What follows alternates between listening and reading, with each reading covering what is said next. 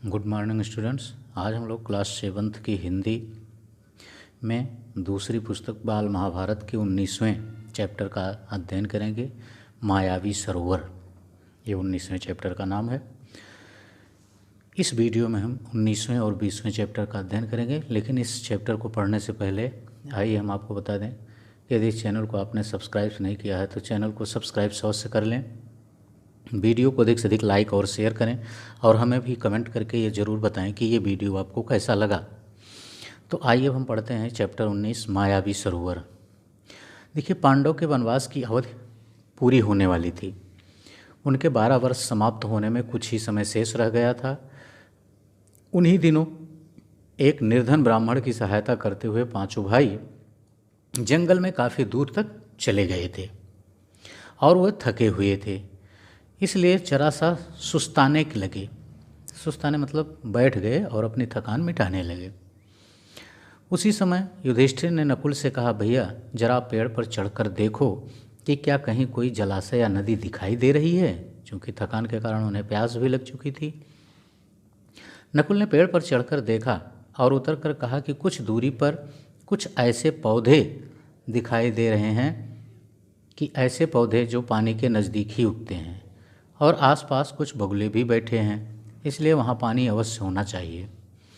युधिष्ठिर ने कहा कि जाकर देखो, पानी मिले तो ले आओ। और यह सुनकर नकुल तुरंत पानी लेने के लिए चले गए। कुछ दूर चलने पर अनुमान के अनुसार नकुल को एक तालाब मिला और उसने सोचा कि पहले तो मैं अपनी प्यास बुझा लूँ और फिर तरकस में भर करके भाइयों के लिए पानी ले जाऊँगा। यह सोचकर उसने दोनों हाथों की अंजुल में पानी लिया और जैसे ही वह पानी पीने लगे या पानी पीना चाहते थे, इतने में उन्हें एक आवाज़ सुनाई देती है, माद्री के पुत्र, दुस्साहस न करो, यह जलाशय मेरे अधीन है, पहले मेरे प्रश्नों का उत्तर दो फिर पानी पियो। पर उसे इतनी अधिक प्यास लगी थी कि वो बाणी की परवाह नहीं की और वो पानी पी लिया। पानी पीकर किनारे पर चढ़ते ही उसे चक्कर आ गया और वो गिर पड़ा।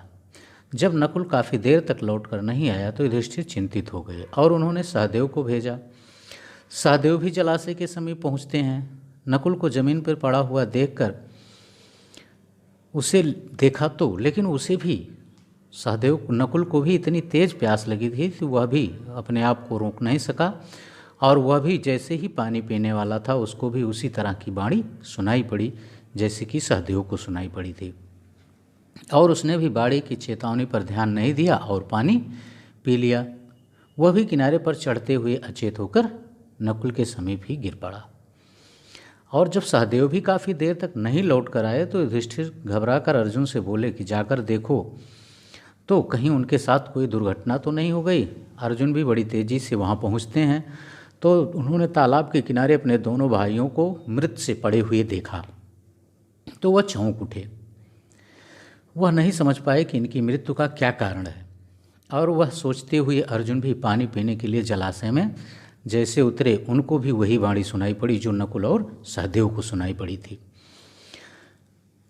लेकिन अर्जुन ने कहा, मैं अर्जुन से जब यह पानी सुनाई दी कि पहले मेरे प्रश्नों का उत्तर देने के बाद ही अपनी प्यास बुझा सकते हो, क्योंकि यह तालाब मेरा है, मेरी बात नहीं मानोगे तो तुम्हारी भी वही स्थिति होगी जो तुम्हारे भाइयों की हुई है। अर्जुन यह सुनकर गुस्से से भर गया।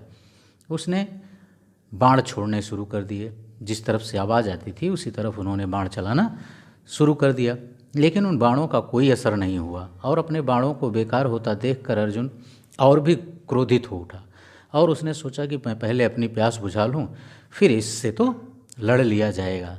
यह सोचकर अर्जुन ने जलाशय में उतरकर पानी पी लिया और किनारे आते आते चारों खाने चित होकर गिर पड़े। उधर इन भाइयों की राह देखते हुए युधिष्ठिर और भी व्याकुल हो उठे। उन्होंने फिर भीम को भेजा और भीम भी उस जलाशय पर पहुंचते हैं तो देखते हैं कि उनके तीनों भाइयों का वही हाल हुआ है, ठीक ना। और फिर उन्होंने सोचा कि हो सकता है कि ये किसी यक्ष की करतूत मालूम होती है, लेकिन पहले पानी पी लूँ फिर देखता हूँ। भीम यह सोचकर तालाब में उतरना ही चाहते थे कि उनको भी वही आवाज़ सुनाई पड़ी। भीम ने कहा, तो मुझे रोकने वाला कौन है। यह कहते हुए भीम पानी तालाब में उतरे और उन्होंने पानी पी लिया। पानी पीते ही अपने भाइयों की तरह वहाँ भी वहीं गिर गए, अर्थात ढेर हो गए। उधर युधिष्ठिर अकेले बैठे घबराने लगे और सोचने लगे कि बड़े आश्चर्य की बात है कि कोई भी अब तक नहीं लौटा। आखिर भाइयों को हो क्या गया? क्या कारण है कि अभी तक वे लौटे नहीं? और जल की खोज में वे जंगल में इधर उधर भटक तो नहीं गए? मैं ही चल करके देखता हूँ कि क्या बात है। ये चैप्टर यहीं पर बच्चों समाप्त हो जाता है। अब चैप्टर नंबर 20 पाठ 20 यक्ष प्रश्न। और जब युधिष्ठिर भी उन चारों भाइयों को खोजते खोजते उस विषैले तालाब के पास पहुँचते हैं जिसका जल पी करके चारों भाई मृत से पड़े हुए थे, तो युधिष्ठिर यह देखकर चौंक पड़े और उनका दुख की कोई सीमा न रही, जिसके कारण उनके आँखों से आंसू बहने लगे। और कुछ देर रोने के बाद युधिष्ठिर ने जरा ध्यान से भाइयों के शरीर को देखा और अपने आप से कहने लगे कि यह तो कोई मायाजाल सा लगता है। आसपास जमीन पर किसी शत्रु के पाँव के निशान भी तो नज़र नहीं आ रहे हैं। हो सकता है कि यह भी दुर्योधन की ही कोई चाल हो, उसका कोई षड्यंत्र हो, या संभव है कि पानी में विष मिला हो। यह सोचते हुए युधिष्ठिर भी प्यास से प्रेरित होकर तालाब में उतरने लगे। इतने में ही वही बाणी सुनाई दी। युधिष्ठिर ने ताड़ लिया कि कोई यक्ष बोल रहा है। उन्होंने उसकी बात मान ली और बोले, आप प्रश्न कर सकते हैं। यक्ष ने कई प्रश्न किए जिनके उत्तर युधिष्ठिर देते हुए चले गए। जैसे पहला प्रश्न था, मनुष्य का साथ कौन देता है? युधिष्ठिर ने उत्तर दिया, धैर्य ही मनुष्य का साथी होता है। फिर कौन सा शास्त्र विद्या है जिसका अध्ययन करके मनुष्य बुद्धिमान बनता है? उत्तर दिया, कोई भी शास्त्र ऐसा नहीं है, महान लोगों की संगत से ही मनुष्य बुद्धिमान बनता है। भूमि से भारी चीज़ क्या है? संतान को कोख में धारण करने वाली माता भूमि से भी भारी होती है। आकाश से भी ऊंचा कौन है? पिता। हवा से भी तेज चलने वाला कौन है? मन। घास से भी तुच्छ कौन सी चीज़ है? चिंता। विदेश जाने वाले का कौन साथी होता है? विद्या। घर ही में रहने वाले का कौन साथी होता है? उत्तर में पत्नी। मरणासन्न वृद्ध का मित्र कौन होता है? उत्तर दिया युधिष्ठिर ने, दान, क्योंकि वही मृत्यु के बाद अकेले चलने वाले जीव के साथ साथ चलता है। बर्तनों में सबसे बड़ा कौन सा है? भूमि ही सबसे बड़ा बर्तन है जिसमें सब कुछ समा सकता है। सुख क्या है? सुख वह चीज़ है जो शील और सच्चरित्र पर स्थित है। किसके छूट जाने पर मनुष्य सर्वप्रिय बनता है? अहम भाव के छूट जाने पर। किस चीज़ के खो जाने से दुख नहीं होता?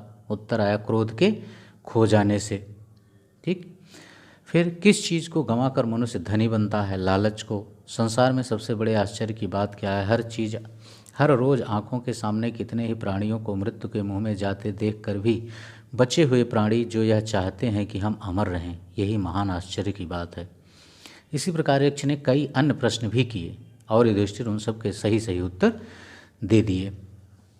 और अंत में यक्ष बोला, राजन, मैं तुम्हारे मृत भाइयों में से एक को जीवित कर सकता हूँ। तुम जिस भाई को भी चाहो वह जीवित हो जाएगा। युधिष्ठिर ने पल भर सोचा कि किसे जीवित कराऊँ। थोड़ी देर रुक कर बोले, मेरा छोटा भाई नकुल जी उठे। युधिष्ठिर के इस प्रकार बोलते ही यक्ष ने सामने प्रकट होकर पूछा, युधिष्ठिर, 10,000 हाथियों के बल वाले भीमसेन को छोड़कर तुमने नकुल को जीवित करवाना क्यों ठीक समझा? युधिष्ठिर ने कहा, यक्षराज, मैंने जो नकुल को जीवित करवाना चाहा वह सिर्फ इसी कारण कि मेरे पिता की 2 पत्नियों में से माता कुंती का बचा हुआ एक पुत्र तो मैं हूँ और मैं चाहता हूँ कि माता माद्री का भी एक पुत्र जीवित हो उठे, जिससे हिसाब बराबर हो जाए। अतः आप कृपा करके नकुल को जीवित कर दें। पक्षपात से रहित मेरे प्यारे पुत्र, तुम्हारे चारों भाई जीवित हो उठे। यक्ष ने वर दिया। उन्होंने युधिष्ठिर के सद्गुणों पर से मुग्ध होकर उन्हें छाती से लगा लिया और आशीर्वाद देते हुए कहा, 12 वर्ष के वनवास की अवधि पूरी होने में अब थोड़े ही दिन बाकी रह गए हैं। 12 मास तक जो तुम्हें अज्ञातवास करना है वह भी सफलता से पूरा हो जाएगा। तुम्हें और तुम्हारे भाइयों को कोई भी नहीं पहचान सकेगा। तुम अपनी प्रतिज्ञा सफलता के साथ पूरी करोगे। इतना कहकर धर्मदेव अंतर्धान हो गए। यानी यक्ष के रूप में धर्मदेव ही थे। वनवास की कठिनाइयाँ पांडवों ने धीरज के साथ झेल ली। अर्जुन इंद्रदेव से दिव्यास्त्र प्राप्त करके वापस आ गया। भीमसेन ने भी सुगंधित फूलों वाले सरोवर के पास हनुमान से भेंट कर ली थी। पीछे आपने पिछली कहानी में पढ़ा था जब फूल लेने के लिए गए थे। और उनका आलिंगन प्राप्त करके 10 गुना अधिक शक्तिशाली हो गए थे। मायावी सरोवर के पास युधिष्ठिर ने स्वयं धर्मदेव के दर्शन किए और उनके गले मिलने का सौभाग्य प्राप्त किया। वनवास की अवधि पूरी होने पर युधिष्ठिर ने ब्राह्मणों की अनुमति लेकर उन्हें और अपने परिवार के अन्य लोगों से कहा कि वे नगर को लौट जाएं। युधिष्ठिर की बात मानकर सब लोग नगर लौट आए और यह खबर उड़ गई कि पांडव हम लोगों को आधी रात में सोया हुआ छोड़कर जाने कहाँ चले गए। यह सुनकर लोगों को बड़ा दुख हुआ और इधर पांडव वन में एक एकांत स्थान में बैठकर आगे के कार्यक्रम पर विचार करने लगे। युधिष्ठिर ने अर्जुन से पूछा, अर्जुन बताओ कि यह 13वां वर्ष किस देश में और किस तरह बिताया जाए। अर्जुन ने जवाब दिया, महाराज इसमें संदेह नहीं कि हम 12 महीने बड़ी सुगमता के साथ इस प्रकार बिता सकेंगे कि जिसमें किसी को भी हमारा असली परिचय प्राप्त ना हो सके। अच्छा यही होगा कि हम सब एक साथ ही रहें। कौरवों के देश के आसपास पांचाल, मत्स्य, वैदेह, वाल्हिक, दसाण ये देशों के नाम हैं। सूरसेन, मगध आदि कितने ही देश हैं। इसमें से आप जिसे पसंद करें वहीं जाकर रह जाएंगे। यदि मुझसे पूछा जाए तो मैं कहूँगा कि मत्स्य देश में जाकर रहना ठीक होगा। इस देश के अधीश राजा विराट हैं। विराट नगर बहुत ही सुंदर और समृद्ध है। मेरी तो ऐसी ही राय है, आगे आप जो उचित समझें। युधिष्ठिर ने कहा, मत्स्याधिपति राजा विराट बड़े शक्ति संपन्न हैं। दुर्योधन की बातों में भी वह आने वाले नहीं हैं। अतः राजा विराट के यहाँ छिप कर रहा जाए और अंत में यहीं पर उन पांचों भाइयों की सहमति बन जाती है और वो अपना अज्ञातवास राजा विराट के यहाँ बिताने के लिए जाते हैं। ओके बच्चों, बस इस वीडियो में इतना ही। अगले वीडियो में हम इसके अगले पाठों का अध्ययन करेंगे। Okay, thank you. लेकिन इस चैनल को अभी तक आपने सब्सक्राइब नहीं किया है तो चैनल को सब्सक्राइब अवश्य कर लें।